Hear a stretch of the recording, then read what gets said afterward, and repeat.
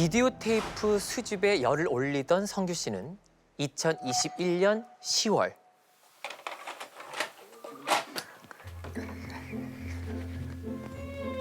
중고거래 앱에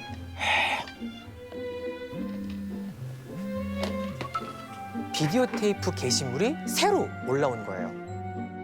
사진을 보니까 가장 충격적이었던 게 뭔지 아세요? 이 모든 게 무료 나눔이었다는 거죠. 우와. 성규 씨는 그날 바로 고속버스에 몸을 싣고 경기도 안산으로 향합니다. 나눔 게시글을 올린 분은 안녕하세요. 반갑습니다. 50대 후반 정도로 보이는 남자분이었습니다. 들어가 보시죠. 주인분을 따라 건물로 들어갔는데 정말 오랫동안 사람의 왕래가 없었는지 계단에는 먼지가 수북했어요. 지하의 잠긴 문을 활짝 열자 들어오세요. 매캐한 먼지 냄새와 쿰쿰한 곰팡이 냄새가 훅 끼쳐왔어요. 근데 이게 웬걸? 우와, 이건 그냥 보물 창고잖아. 그곳에는 비디오 테이프들이 가득 채워져 있었어요. 마음에 드는 거 있으면 마음껏 가져가요. 감사합니다. 그렇게 주인분은 지하실에 성규 씨를 혼자 두고 가버리셨죠.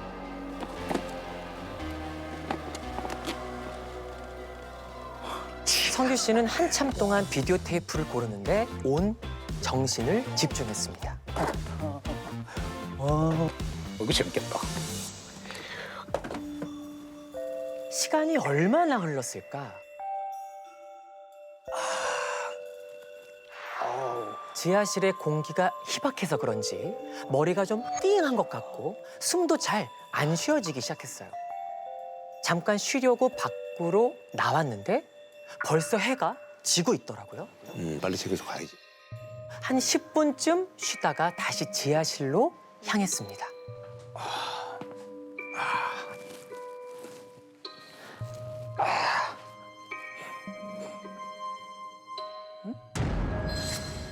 그런데 그때 지하실 맨 앞쪽에 남자가 보였어요. 왜? 갑자기?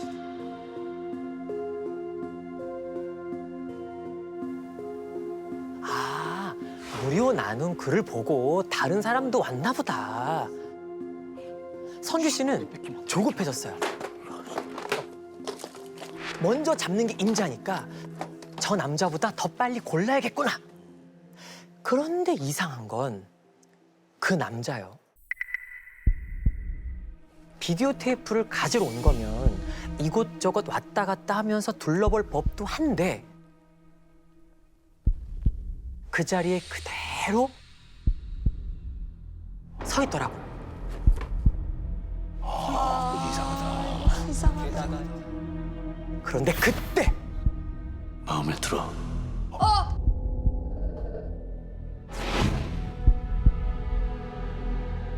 예?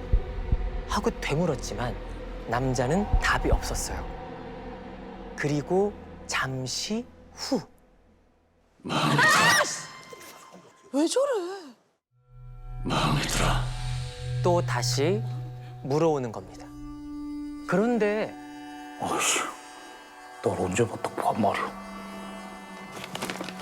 다가가서 한마디 할까 하다가 왠지 저 남자의 얼굴을 보면 안 될 것 같다는 생각이 드는 거예요. 비디오 테이프를 챙겨서 지하실을 빠져나왔습니다. 주인분께는 가보겠다는 메시지를 남기고 터미널로 향했어요.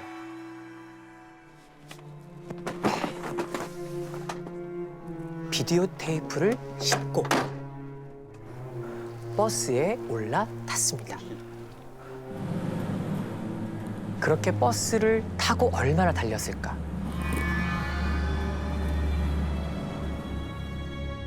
잠이 들락말락 몽롱한 와중이었어요.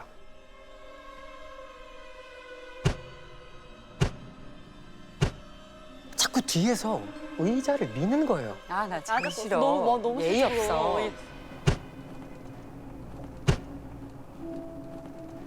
어이씨, 누가 미는 거야? 한마디 할까 싶어서 몸을 반쯤 돌렸는데 어이씨. 또 미나? 그 순간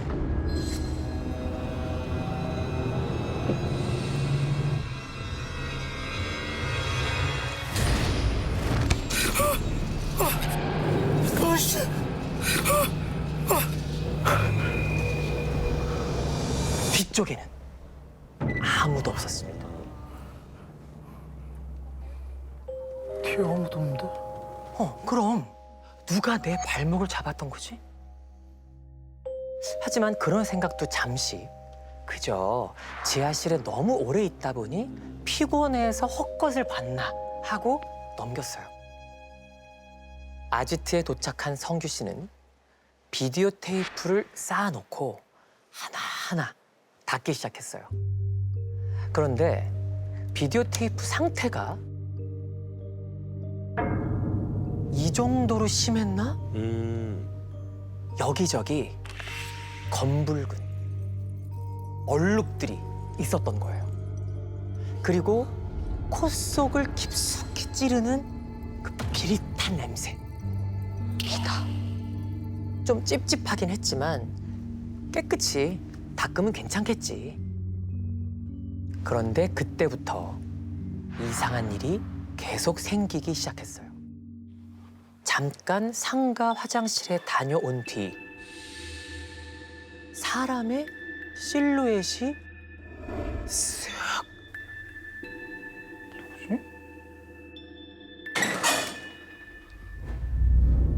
아무도 없었습니다. 혼자 영화를 보고 있는데 뒤에서 책장에 잘 꽂아놓은 테이프가 떨어지기 일쑤였고요. 아지트 문 밖으로 서성이는 사람의 형체가 자꾸 어른거려서 문을 열고 복도를 내다보면 고요하기만 했어요. 뭐가 있긴 있다. 며칠 뒤 좁은 아지트에서 혼자 잠을 청하는데 달그락 달그락 달그락 달그락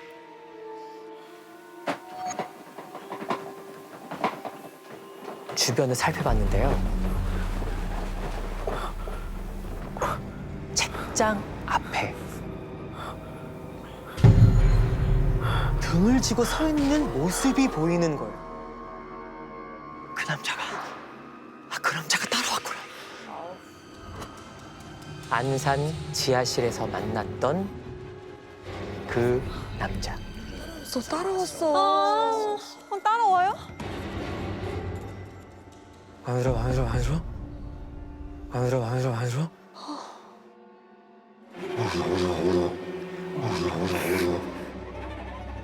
이런 웅얼거리는 목소리가 탁 멈췄고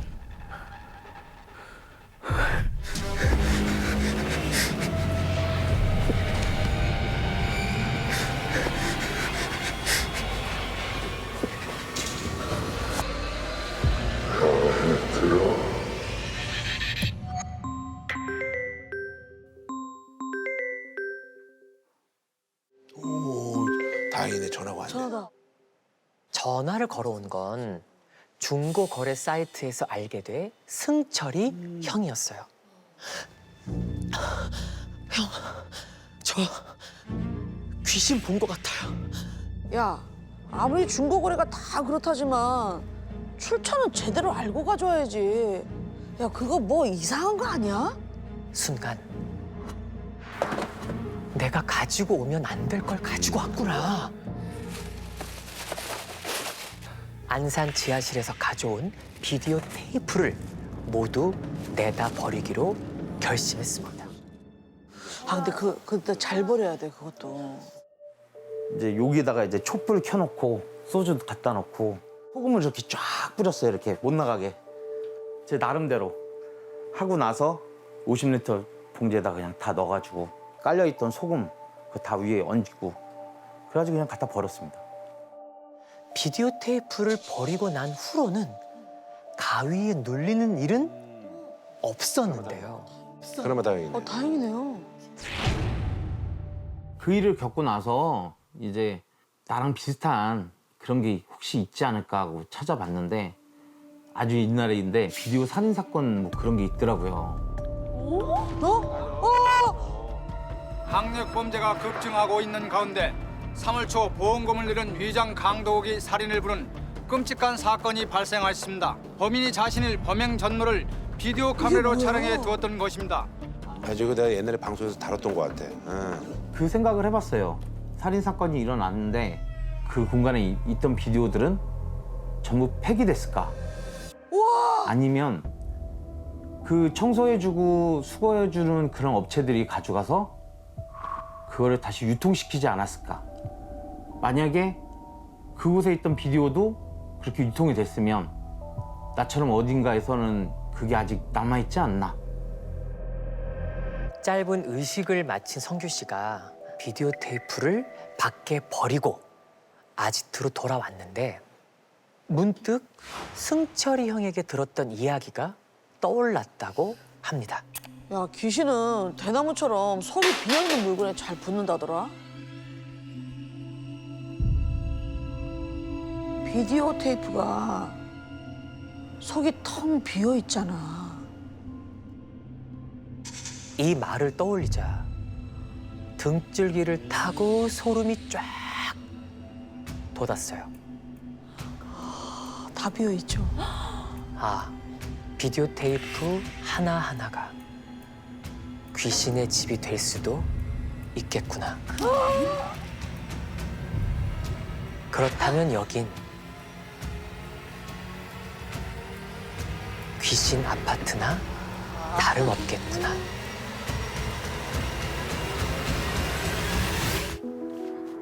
올해 31. 제겐 미래를 약속한 남자친구가 있습니다. 다정하고 성실하고 저만 바라봐주는 정말 완벽한 사람이었어요. 사람 잘 만났네. 좋다, 좋다. 딱 하나 문제가 있다면 일이 너무 바쁘다는 겁니다. 그거 좀 싫어. 아쉽지만 참아야지. 특히 요즘은 일주일에 1시간 얼굴 보기도 힘들었어요. 보고 싶은 마음에 제가 종종 남자친구 집에 가서 기다리곤 했죠. 그러던 어느 밤 12시쯤 됐을까. 너무 피곤해서 전 먼저 잠들었는데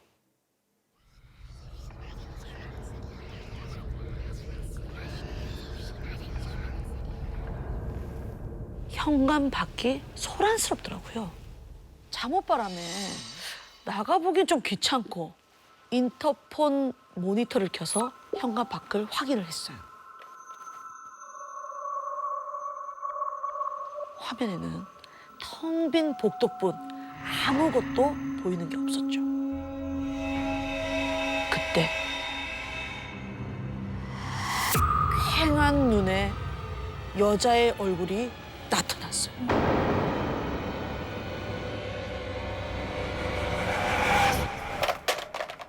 어머. 너무 무서워서 저도 모르게 모니터 화면을 껐죠. 그런데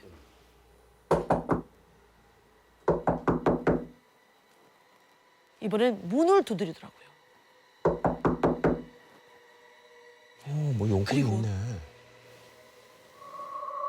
그리고 혹시 우리 아기 여기 있어요? 우리 아기 여기 있어요? 아기를? 섬뜩하다. 아니 자기 아이를 왜 제 남자친구 집에 와서 찾나 싶었죠. 뭐야? 참 이상한 여자다 생각하며 돌아서는데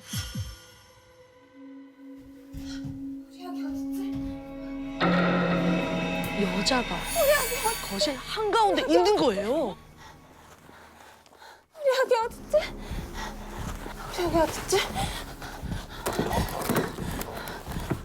누구세요?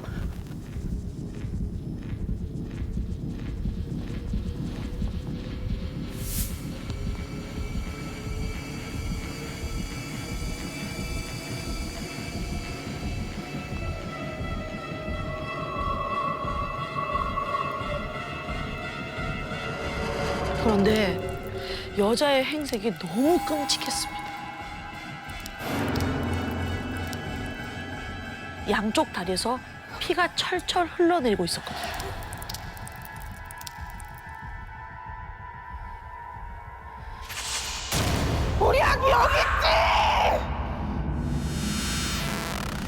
미정아.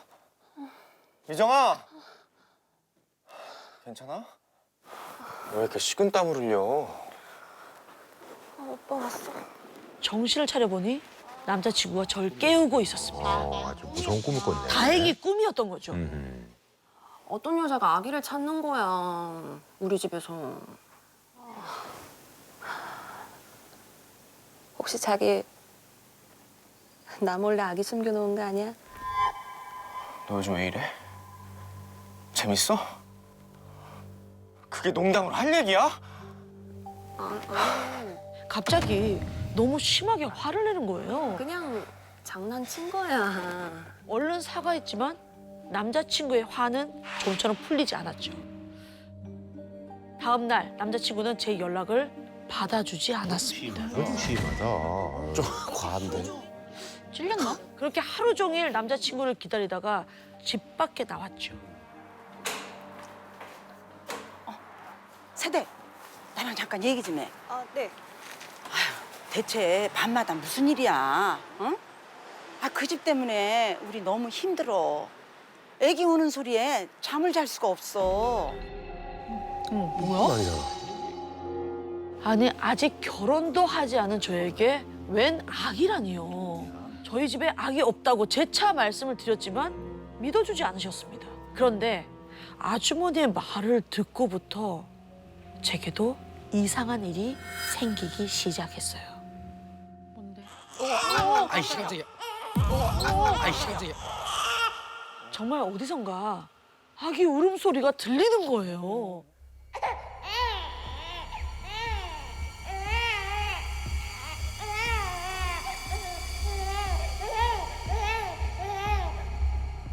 하루, 이틀, 사흘. 울음소리는 매일 절 괴롭혔고 싫어. 아무리 TV를 크게 켜놓아 봐도 이어폰을 끼고 노래를 들어봐도 귓가에 맴도는 아기 울음소리는 멈추질 않았습니다. 그렇게 한참을 시달리다가 말은 안 되지만 남자친구 집에서 나는 울음소리일지도 모른다는 생각이 들더라고요. 그때부터 정신을 반쯤 놓고 온 집안을 뒤지기 시작했습니다.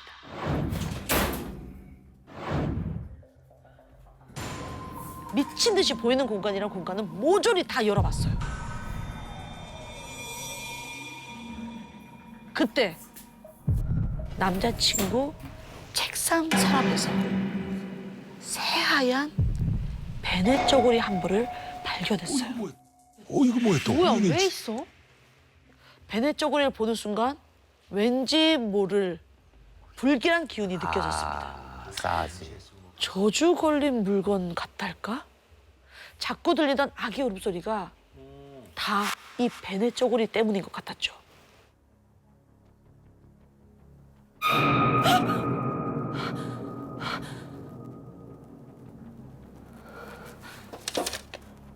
아기 초음파 사진이었습니다.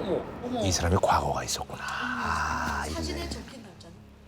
사진에 적힌 날짜는 지금으로부터 7개월 전쯤이었어요. 오빠가 이번 승진 평가만 통과하면 제대로 프로포즈를 하겠다고 약속한 무렵이었어요. 이게 공포다. 나밖에 없다던 사람이 다른 여자가 있을 거라곤, 이렇게 아기까지 있을 거라고는 정말 상상도 못했죠. 당장 남자친구한테 전화를 걸었습니다. 오빠, 어떻게 날 배신해? 나는 오빠는 안 그럴 줄 알았어. 내가 다 봤어! 미정아, 지금 무슨 소리를 하는 거야? 뭘 봤단 거야 지금? 남자친구는 끝까지 시치미를 뗐고 아, 이 인간 아주. 한참을 울다 제 친한 후배 예진이에게 전화해서 하소연을 했어요. 예진이는 당장 절 자기 집으로 불렀습니다. 혼자 있으면 더 서럽고 힘드니까 자기 집에서 같이 지내면서 마음이라도 추스리라고 말이죠. 그런데 이상한 일은 멈추질 않았어요. 예진이 집에서도 아기 울음소리가 계속 들리는 거예요. 뭐지?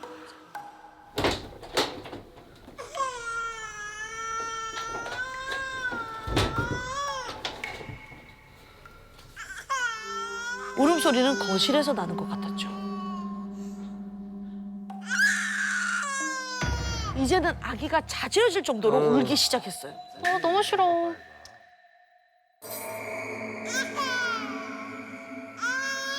소리가 나는 쪽으로 시선을 돌려보니 식탁 아래.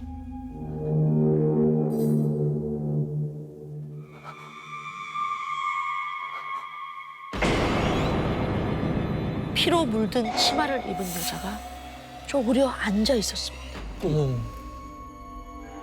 그때 여자가 천천히 고개를 드는데 남자친구 집에 아기를 찾으러 왔던 그 여자였습니다. 여자는 품에 뭔가를 꼭 안고 있었는데 피로 흠뻑 젖어 있는 갓난 아기였어요. 우리 애기 여기 있네. 우리 애기. 저는 깜짝 놀라 아무 말도 할 수가 없었어요. 그때 현관에서 퇴근한 예진이가 돌아왔죠. 언니. 예진아, 집에 이상한 여자가 있어. 곧장 예진이를 끌고 식탁으로 갔는데 그 사이 여자가 깜짝같이 사라진 거예요. 분명히 여기 있었는데. 언니, 대체 누가 있었다 그래? 아니, 여기. 식탁 아래 하얀 뭔가가 떨어져 있는 거예요. 남자친구 집에서 본 베네 저고리였습니다. 그게 왜 거기 있어? 대체 이 베네 저고리가 왜 예진이 집에 있는 건지, 자꾸 아기를 찾는 여잔 누군지 알아야겠더라고요.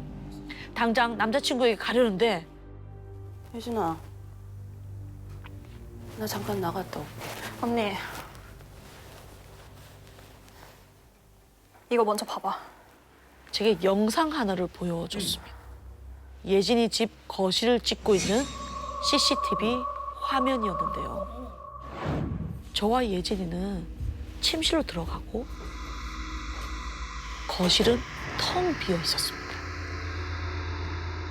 그런데 깜깜한 거실에서 익숙한 아기 울음소리가 또 들리기 시작했어요. 예진이도 소리에 깼는지 방문을 열고 나오더라고요. 울음소리를 찾아 두리번대던 예진이가 갑자기 거실 한가운데 그대로 얼어붙은 것처럼 멈춰 서 있어요. 뭐야, 뭘 봤나? 꿈틀. 식탁 밑에서 새까만 뭔가가 꿈틀거렸어요. 자세히 보니 뭔가를 꼭 끌어안은 채 쪼그려 앉아있는 여자의 뒷모습이었습니다. 그 여자야? 그 말했던 그 여자. 응. 이 여자. 방금 집에 들어온 그 여자 같아. 다시 자지러질 듯한 울음소리가 났고 저는 깜짝 놀라 손에 든 핸드폰을 떨어뜨릴 뻔했습니다. 거실을 가득 울리는 아기 울음소리는 아기가 내는 소리가 아니었어요. 그러면? 식탁 아래에 있던 여자가 내는 소리였어요. 진짜 이거 뭐예요? 그러니까 아기를 찾던 엄마가 아기 울음소리를 내고 있었던 거예요. 아, 사연이 너무 있나 보다. 대체 뭐야? 이 여자 뭐야? 미친 사람 아니야? 언니, 다시 봐. 예진이의 말에 다시 핸드폰 화면을 들여다봤죠. 여자의 얼굴이 조금씩 또렷이 보이는데 저는 경악할 수밖에 없었습니다.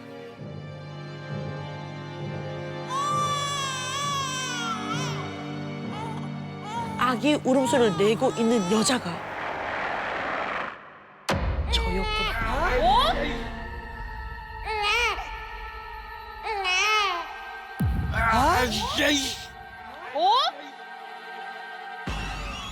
새하얀 베네 쪼그리를 껴안고선 제가 식탁 아래 쪼그려 앉아 아기 울음소리를 내고 있었던 거예요.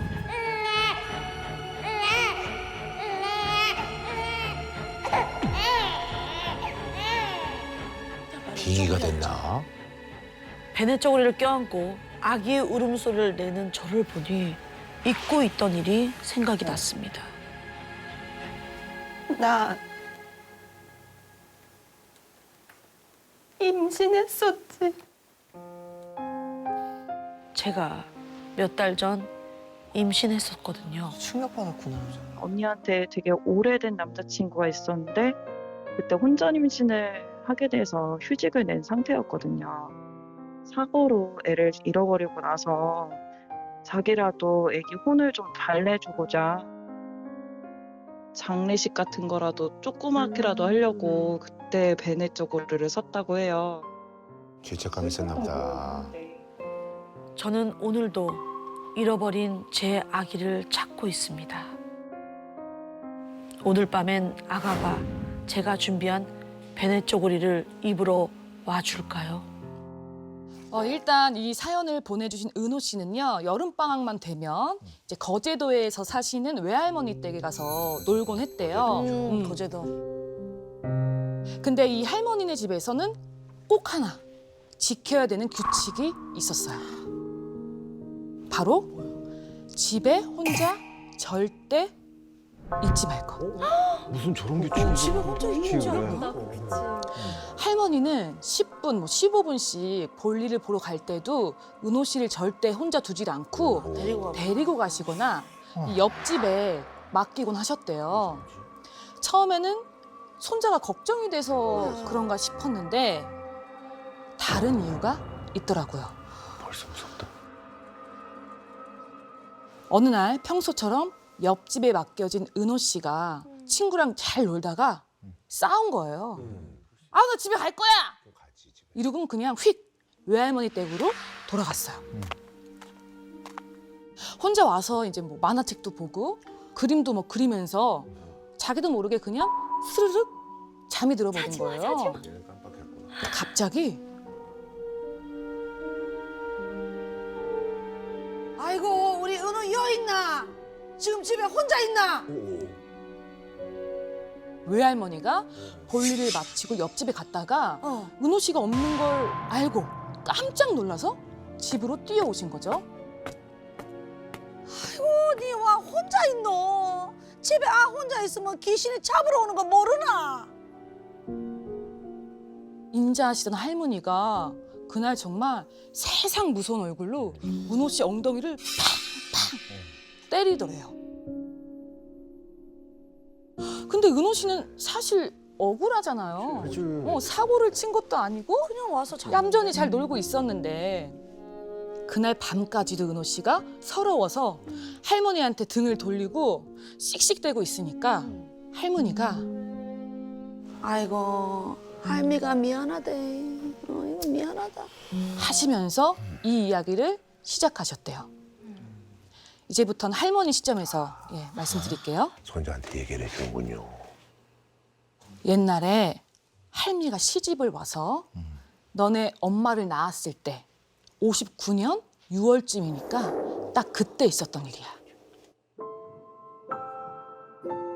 딸을 낳았다고 이제 새끼줄에 솔가지랑 맞아. 숯을 옛날에 엮어서 그렇게 했죠. 대운에 이렇게 금줄도 널어놨지. 외할아버지도 그 무뚝뚝한 양반이 입이 막 귀에 걸려서 그 큰 덩치로 나를 업고 막 안고 하루 종일 막 이렇게 들고 댕겼던 그때였어. 다음 날 저녁에 밴들 나갈 때도 그물 있지. 그물을 가뿐하게 이렇게 들쳐매고 내가 금방 다녀올 테니까 문 단디 닫고 애랑 잘 있어. 응? 알았지? 아주 이렇게 신신당부를 하고 일을 하러 갔어. 그렇게 서방을 일을 보내고 나도 고단해서 애기 재우고 한숨 같이 자야겠다 하고선 옆에 이렇게 누웠는데 잠결에 무슨 웅웅대는 소리가 막 들리는 거야.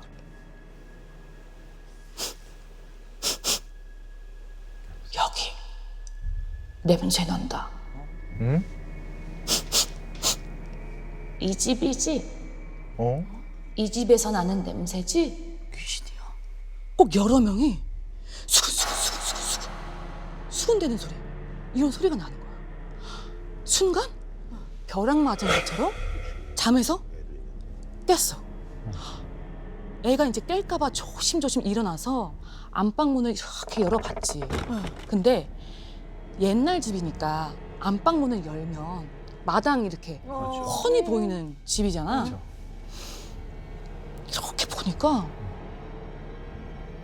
담장 너머에 뭐가 시커먼 그림자가 어물쩍어물쩍 되는 것 같긴 한데 워낙 어두우니까 잘 보이질 않는 거야. 그러니까 냅다 소리를 질렀지 그냥.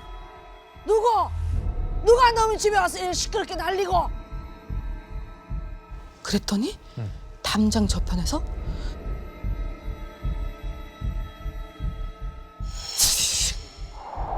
뭔가 흩어지는 듯한 누가 있어? 소리가 나는 여러 명이야. 마을 애들이 깐난쟁이가 궁금해서 구경으로 왔나? 그러려니 하고 방으로 들어가려는데 뭔가 낌새가 이상해. 누가 있는 것 같아. 한 명이 아니야. 대화를 했어, 대화를. 여러 명이 숨죽이고 내가 뭐 하나 지켜보고 있는 듯한 느낌? 견눈으로 안방에 들어가는 척하면서 담장 쪽을 봤더니 눈동자 하나가 날 지켜보고 있는 거야. 그 순간 생각나는 게 있었어요. 시집 왔을 때 동네 사람들이 하는 얘기를 얼핏 들었거든.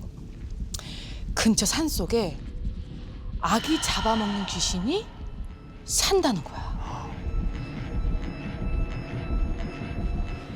와, 이거 위험하다. 어떡하지? 냅다 부엌으로 뛰어가서 생선 그 토막 열쇠 쓰는 그 막 고기 막 큼직큼직하게 큰 식칼을 그냥 냅다 집어들고 뛰쳐나왔어. 니네 먹고 가서 뭐하노? 헛짓거리하면 내가 가만 안 둘 기다. 아이고 사람들 여 좀 보소. 그래, 도움을 줘. 그니까 이렇게 소리를 지르면 동네 사람들이 듣고 올 거라고 생각을 한 거죠. 옛날엔 그랬죠, 뭐. 다 왔죠. 그리고 담장 너무 그것들도 후다닥 또 몸을 사리는 것 같은 느낌이 들었어요. 뭐야? 왜 안 없어져? 그렇게 얼마나 이렇게 대치를 하고 있었을까? 갑자기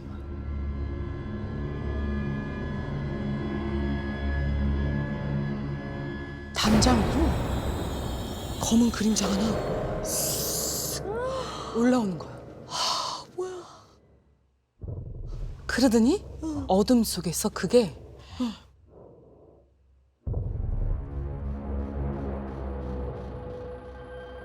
아무도 안 오네.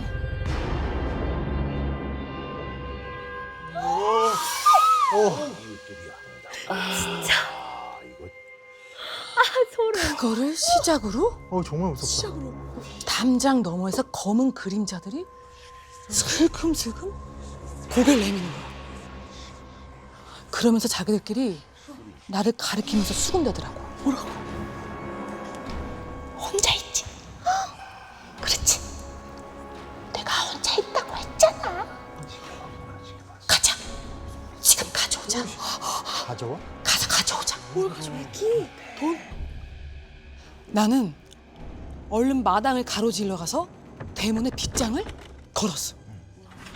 시커먼 그림자들이 대문 밖에서 막 안으로 들어오려고 그러는 거야. 등 뒤로 이렇게 대문을 막고 서 있는데 갑자기 그것들이 나한테 말을 걸기 시작했어. 아줌마, 어제 애기 낳지? 그치? 애기 다리 하나만. 뭐야? 다리 하나만, 팔 하나만. 허벅다리 살이라도 좀 줘. 왜? 너희들 이 안으로 한 발짝도 못 들어온다. 우리야 좀이라도 건드리면 너희 다 죽일 뿔기다. 그렇게 고래고래 소리 지르니까 대문 밖이 조용해지는가 싶더니 그것들이 대문을 미친 듯이 때리기 시작합니다. 곧 나무로 만든 그 대문이 팍 부서지기 시작했어. 되게 튼튼하지 않았어. 그리고는 그 틈으로 갑자기 시커먼 팔 하나가 쑥 하고 나와. 그리고는 그 빗장을 잡고 막 흔들기 시작하는 거야. 나는 그 손을 보고 깜짝 놀라서 대문에서 도망을 쳤어. 어떡해. 결국 그 손은 빗장을 내던지고 대문을 열었고 그 시커먼 것들이 마당으로 막 쏟아지는 거야. 여러 배야. 뭐야 이거? 처마 끝에 달아놓은 전구 불빛에 그것들의 모습이 드러나는데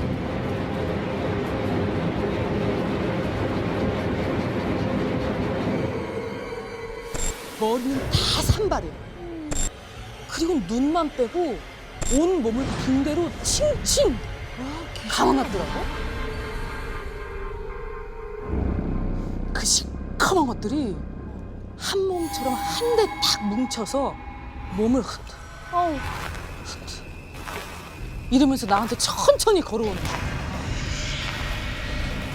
아줌마, 우리 진짜 아프고 힘들어. 이렇게 부탁할게. 팔 하나만. 미쳤어. 다리 하나만. 뭐야? 나는 마루에서 벌벌 떨면서도 요강이나 신발을 미친 듯이 던졌어. 가! 근데 갑자기 그 무리에서 꼬질꼬질한 여자가 하나 툭 튀어나오더니 자기 품에 꼭 안고 있던 거를 나한테 보여주는 거야. 뭐야? 그 여자가 안고 있었던 건 어린 아이였어. 아, 여기도 모성이네. 우리 애 좀 살려줘. 애 엄마가 울부짖으니까 그 애기가 우는데 기운이 없어서 꼭 강아지 새끼가 낑낑대는 것 같은 거야. 그 모습을 보니까 굉장히 측은하더라고. 그런데 바로 그때 안방문 안쪽에 애기 칭얼대는 소리가 들리는 거야. 그런데 그 순간 애기 있다. 저기 애기 있다. 그것들 표정이 확 바뀌더니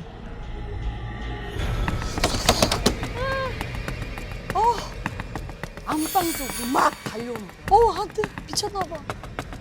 나는 식칼 하나만 딱 들고 얼른 안방으로 들어가서 안방 문고리를 확 잠갔지. 근데 대문도 부수고 들어왔는데 안방이 얼마나 무서웠겠어. 안방 문이. 샤워지하고 뭐 밖에 없는 거고. 문고리가 몇 번 이렇게 덜그럭 거리더니 그것들이 문을 팍팍 또 치기 시작했어.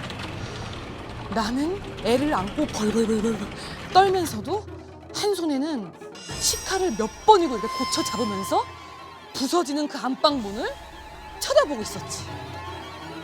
결국 문이 덜컥거리면서 열린 그때 이놈의 자식들 썩 물러와라! 담장 밖에서 누가 고래고래 소리를 지르는 거야. 나왔어. 도와주는 사람. 저 멀리 누가 한 손에 시퍼렇게 벼린 낫을 번쩍 들고 뛰어오고 있는 거야. 바로 그이였어. 남편. 뱃사람 남편. 동네 사람들을 죄다 몰고 뛰어오고 있었던 거지. 그 시커먼 것들이 그걸 보더니 튀어나갔어. 근데 그중 하나는 끝까지 날 쳐다보면서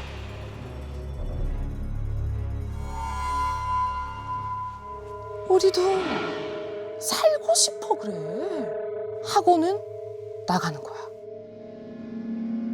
그 후에 우리 집은 부서진 대문과 안방 문을 아주 튼튼하게 다시 고쳐서 달았어. 그리고 또 혹시나 그런 일이 있을까 봐 마을 청년들이 우리 집을 번갈아 가면서 지켜줬지. 밤마다 동네 아기들을 한 집에 모아서 다 같이 자기도 하고 니네 엄마는 그 덕분에 무사히 자랄 수 있었던 거야.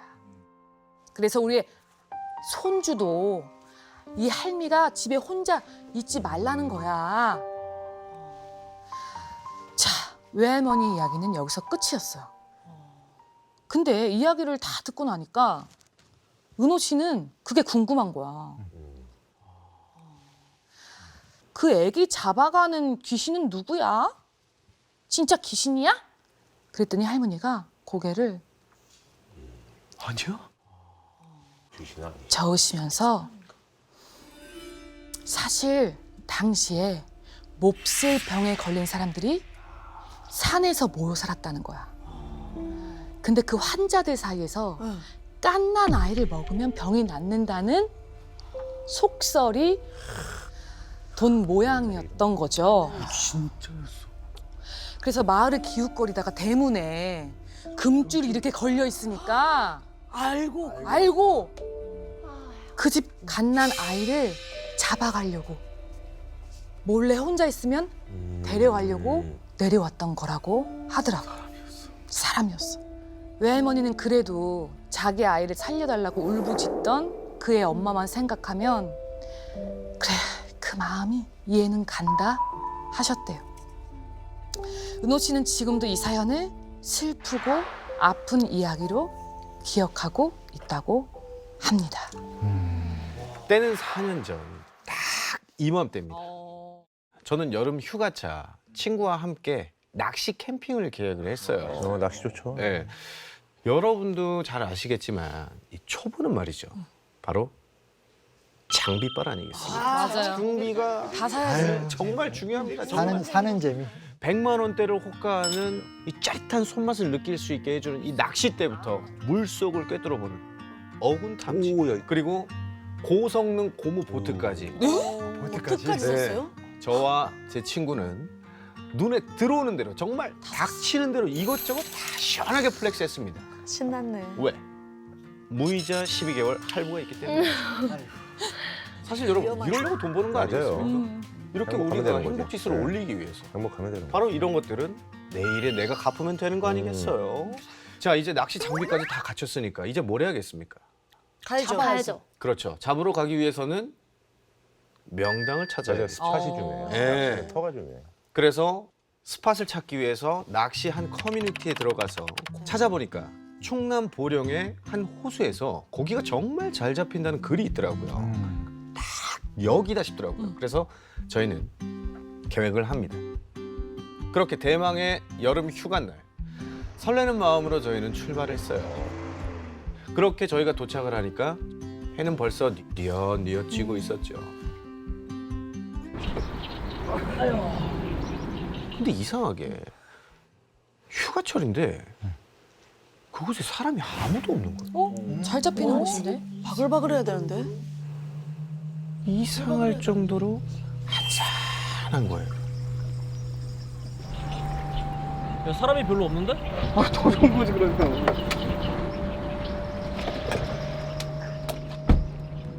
좀 의아했지만 뭐 오히려 조용하면 낚시하기는 더 좋겠다 싶어서 그렇게 저희는 낚시를 하러 보트를 타고 호수로 들어갔습니다. 호수 가운데 이렇게 수풀이 이렇게 우거진 섬이 있었는데 그 앞으로 저희는 자리를 잡았어요. 이 주변에 이렇게 풀 냄새, 그리고 이 특유의 흙 냄새 있잖아요. 이 흙 냄새까지 아주 모든 것이 완벽했습니다. 어느덧 해가 뉘역뉘역 지고 사방이 캄캄해지더라고요. 그렇게 한참 낚시를 하고 있는데 이상하게 그날따라 안경에 습기가 너무 자주 차는 거예요. 그래서 안경을 벗고 닫고 다시 쓰고 이걸 반복하던 바로 그때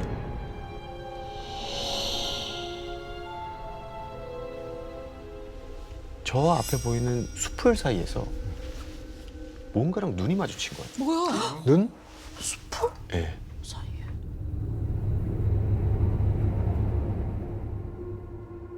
자세히 보니까 여자아이 하나가 여자아이? 저기 웬 여자애가 밤늦게 저희를 계속 이렇게 보고 있는 거예요. 뭐야? 눈이 마주치는 순간 너무 놀라고 순간 머리털이 쭈뼛 풀면서 느낌을 밤에 왜 그래? 처음에 무인도인데 일단 저는 곧바로 어군 탐지기를 켜서 이곳을 확인하기 시작했어요. 어군 탐지기에 찍힌 이곳의 수심은 약 6m. 그래, 깊네. 이곳은 보트를 타지 않고 그러니까. 사람이 들어올 수가 전혀 없는 곳이에요. 그러네. 근데 이곳에 어떻게 저 여자아이가 그것도 혼자 있는 거죠. 아, 뭐야? 저는 다급하게 친구한테 물어봤습니다. 야, 잠깐만. 저기 여자야. 여기. 아, 똑바로 봐봐 좀. 아, 저기 봐. 수풀 속에 여자애가 우리 쳐다보고 있잖아. 아, 똑바로 봐봐 저기. 랜턴을 들어서 그쪽을 비췄는데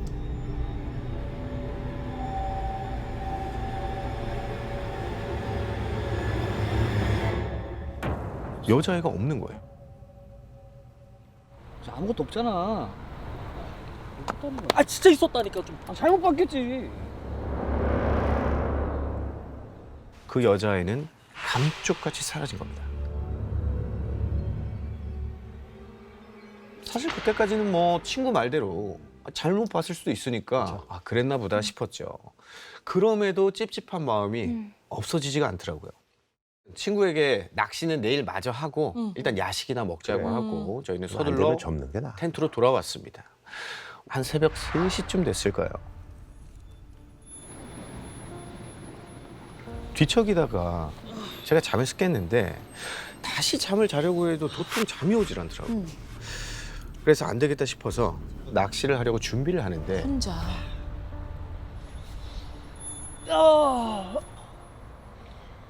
근데 저 멀리 또 뭔가가 보이는 거예요. 자세히 보니까 우리 텐트랑 멀지 않은 곳에 옛날에 쓰던 그 황토색 텐트 같은 게 한 동 쳐져 있더라고요. 네, 맞아. 근데 보통 밤에는 원래 랜턴을 하나 이렇게 켜놓거든요. 그렇죠. 근데 이 텐트는 불빛이 없는 거예요. 어떻게 그래? 뭐지? 아까는 없었는데 뭐야 언제 온 거야? 야 근데 요새도 저런 텐트를 쓰는 사람이 있네. 고식이구나. 왜냐면 너무 그 고식. 텐트가 옛날 너무 완전 옛날 8, 90년대 때나 쓰던 그런 텐트의 모습을 하고 있었어요. 너무 이상하잖아요. 근데 처음에는 조금 이상했는데 좀 시간이 가니까 조금 안도가 되더라고요. 왜냐면 이곳에 우리 말고 누군가 또 있다는 것에 저는 맞아요. 안도감이 들기 시작했습니다. 그렇게 홀로 자리를 잡고 낚시를 시작하는데 한 마리, 두 마리, 세 마리. 월척이고. 그날따라 고기가 신기하게 밤에 정말 많이 잡히는 거예요. 잘 봤네. 스팟이 좋네. 야 여기가 명당이로구나. 그렇게 너무 신이 나서 낚시를 한창을 하다가 무심코 오른쪽으로 고개를 슬쩍 돌렸는데 뭔가 희끗하게 형체가 보이는 거예요. 그래서 고개를 조금 더 돌려서 이렇게 싹 봤더니 수풀 터널에서 저와 눈이 마주쳤던 그 아이가 어? 쪼그려 앉아 있는 거예요. 그건 뭐야? 그 집인가 저쪽에? 그래서 너무 놀라서 다시 한번 뒤로 확 돌아봤는데 아무것도 없어요. 또 아무것도 없어요. 잘못했겠나 씨. 제가 너무 놀라서 헛것을 봤나 싶어서 뺨을 제가 두세 번 치고 힘껏 내리치고 다시 낚시에 집중을 하기 시작했습니다. 그렇게 시간이 얼마나 지났을까요? 또 뒤에서 누군가 저를 자꾸 쳐다보고 있는, 도저히 뒤를 볼 수가 없겠더라고요. 그런데 그때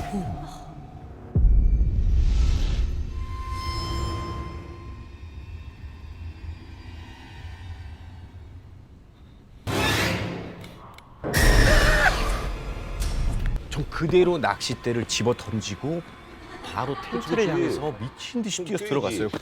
야 일어나봐. 아까 그 여자애가 내 발목 잡았다고. 또 뭔 소리야? 뭔 소리 하는 거야? 아니 밖에서 내가 낚시를 하고 있는데 걔가 내 발목을 확 잡았다니까.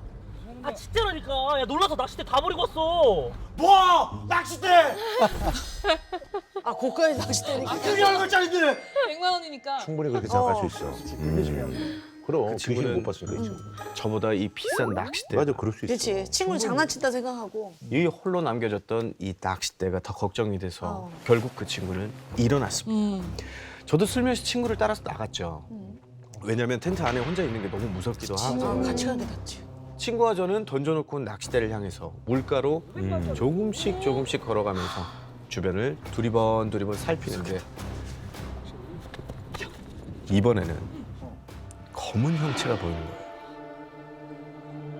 까만 뭔가가 고꾸라져 있는 거예요. 꾸라져? 네. 갑자기 이렇게 숙이고 있다가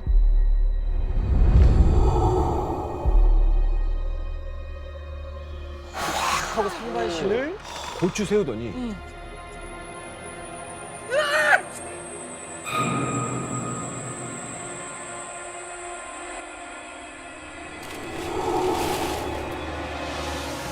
온 몸이 물에 푹 젖어 있는 남자가 거침없이 우리를 향해서 다가오는 거예요. 뭐야?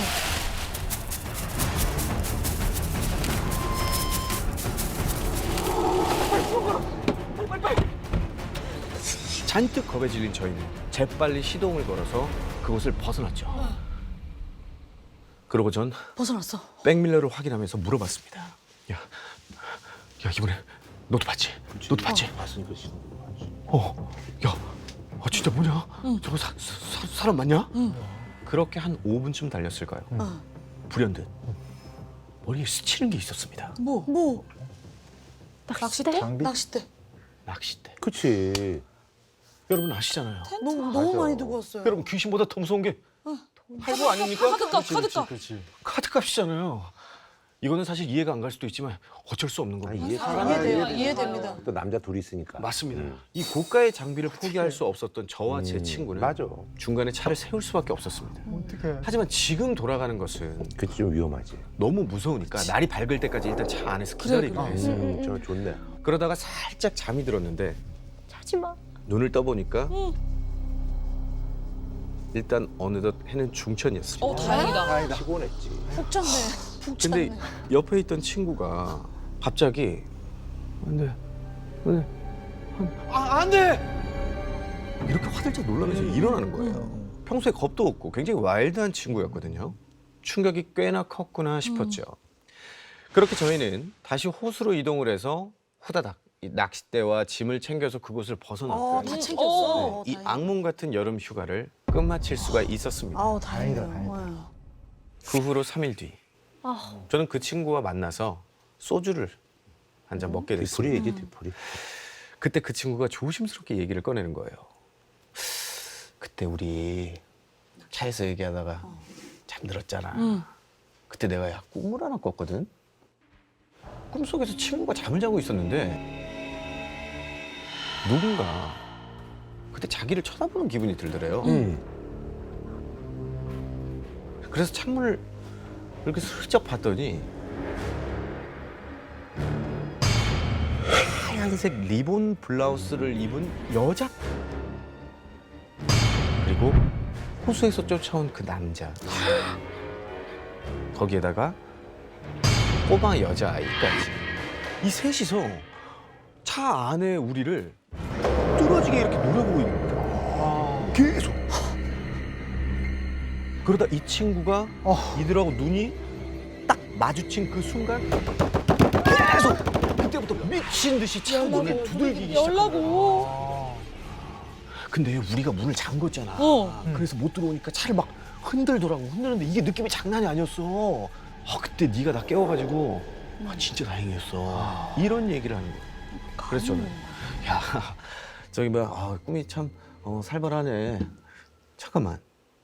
아니 근데 가만히 생각을 해보니까 그때 우리 말고 옆에 텐트 하나 더 있었잖아. 응. 뭐 황토색 노란색. 텐트. 야 그 사람들은 괜찮을까? 제 말을 들은 친구는 얼굴이 굳었습니다. 왜? 뭔 텐트? 그때 거기 우리밖에 없었잖아.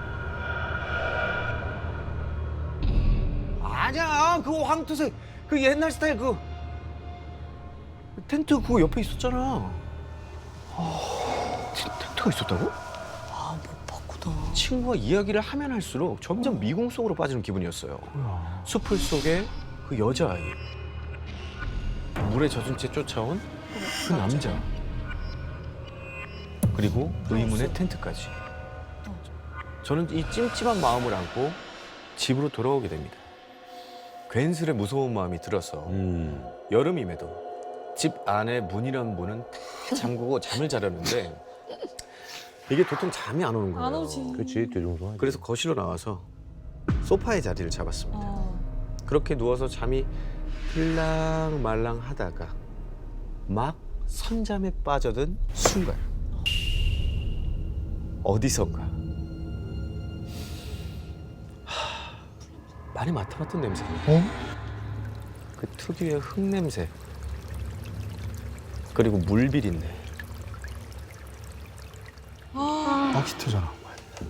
그날 호수에서 맡았던 그 냄새가 나는 겁니다. 그때 저는 온몸에 소름이 돋아서 눈이 번쩍 뜨였습니다. 그런데 몸을 움직일 수가 없었어요. 미치겠다 싶어서 움직이려고 안간 힘을 쓰면서 눈동자만 이리저리 굴리고 있는데 그때 베란다 난간에 손이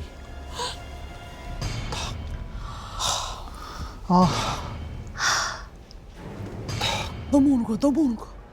두 개가 올라오더니 머리가 아이씨.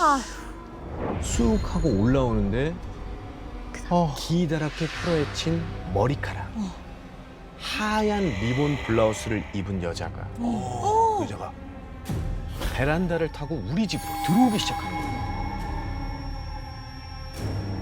그 순간 친구의 말이 떠올랐어요. 하얀색 리본 블라우스를 입은 여자애가 있다고 했잖아. 차 밖에서 날 쳐다봤어. 그 순간에도 몸은 계속 안 움직이지 정말 밀려오는 공포에 심장이 미친 듯이 뛰더라고요. 베란다 문 앞에 선 그 여자는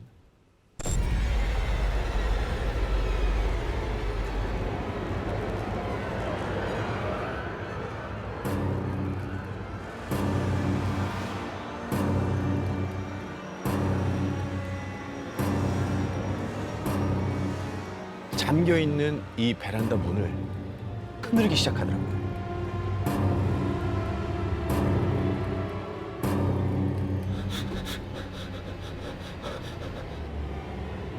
그때 뭐야 씨. 집에 개를 키웠구나. 저희 집 강아지 마루의 소리가 들렸습니다. 그 순간 정신이 번쩍 들더라고요. 그러면서 이제야 몸이 움직이기 시작했습니다. 그리고는 정신 차릴 틈도 없이 베란다를 쳐다봤는데 이미 그 여자는 사라지고 없었죠. 근데 소름 돋게도 우리 집 강아지 마루. 이 마루는 그 후로 며칠 동안 비어있는 베란다를 향해서 한참을 짖어대곤 했습니다. 전 지금도 베란다 쪽 근처에는 얼씬도 못하고요. 지난 여름 제가 호수에서 목격했던 그 낯선 존재들, 그들은 절 따라서 우리 집까지 온 걸까요? 야, 나 이제 낚시 안 갔다. 가자.